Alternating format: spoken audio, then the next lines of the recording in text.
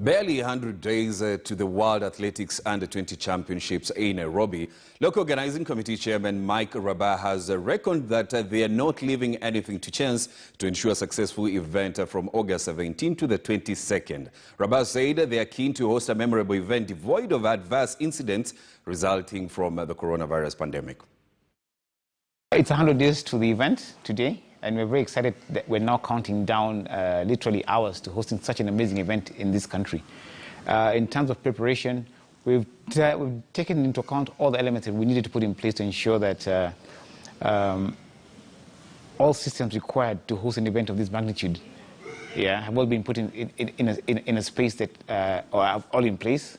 The stadium, as you've seen for yourself, is ready. The infrastructure is in place. Our directorates have been working very, very smartly in terms of transport, managing the transport system, managing the administration side of the system, managing the athletes system, accommodation, technical support. All that for us is ready, and I think we're very, very keen and actually excited to host the event now. COVID for us has been possibly a blessing in disguise, in that we've been given an extra 8 months to put together an event of this magnitude. So we've managed to streamline all our structures, all our systems to ensure that by the time the athletes walked into the country, everything is in adequate position to ensure that it's a safe and a very secure event. Of course, it has it's made the event a bit more dynamic in that we're going to be using a lot of what we call bubbles to control movement of athletes, media, all the officials, and ensure that there's a certain control of who interacts where, access control, who has access to which zones.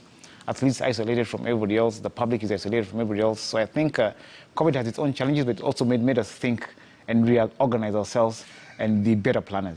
So when the athletes come into the country, they'll all be staying at Kenyatta University.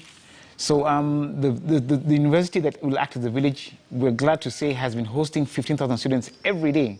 So they're more than aptly prepared to host 2,000 athletes. So for them, it will be nothing out of the ordinary. The fact that they do host students every day gives us the confidence that they're able to deal with any scenarios that might occur. The university is very well equipped to manage handling huge numbers of people. They have systems in place to ensure that whatever protocols need to be adhered to are actually being set up. So in terms of accommodation, we're very happy and convinced that the university is more than aptly able to manage the numbers coming in. In terms of warm-up areas for the athletes, the fields are immaculate at Kenyatta University. The track, the glue did come in last week, so we're now able to start work on the tartan track to make sure it's complete within the next 2 weeks. And so I think by the time the first athlete sets foot in Kenya, we'll be more than ready to host them at the village. Look at how we intend to host the athletes, the warm-up areas, competition areas. Those have all been zoned in a certain way that there's a clear flow of how the athletes will come from the village into the stadium, from the stadium into the warm-up area, from that into competition area. Once they've competed back into the zones and taken back into the village. So we've looked at each and every segment of the flow of an athlete from the time they leave the village at Kenyatta University, get onto the buses, and get here in Kasarani and then get back safely. So I think we're very happy and ready to implement that process. In terms of being able to host the event properly, we have actually expanded support expertise on the different directorates. We're constantly talking to World Athletics, learning from what they're doing in other markets based on what's happening with COVID. We're trying to find new ways to ensure that with minimal, I think, contact between different directorates or different departments, we can still deliver an amazing event. We know that we might not have huge numbers in the stadium, so we're trying to find new technologies to be able to stream the event live or to share the event with other people in the other markets so that we still have a very good audience, not within the stadium but outside the stadium. So I think we've also been able to reinvent ourselves in that way. Challenges for us, one of the challenges we're facing constantly is the evolving COVID protocols that we have to keep adhering to. I think we're now on version 4.0 on how to manage COVID, and I think we've become COVID experts.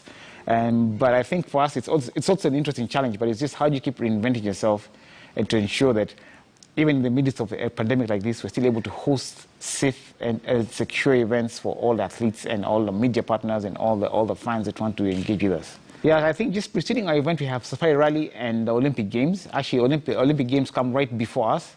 And I think for us, these are catalysts to help excite audiences about the events happening in the country. So just show that events are still moving forward.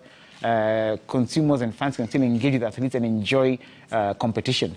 So the fact they're happening before us, I think for me is a real advantage. It helps reinforce or excite audiences. So I think the Olympics will help support the sector in that we've got athletes who are still taking part in competitive sport, winning medals.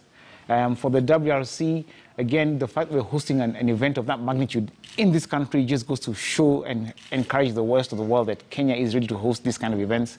And we've got all it takes to ensure that despite the challenges around us with COVID, we are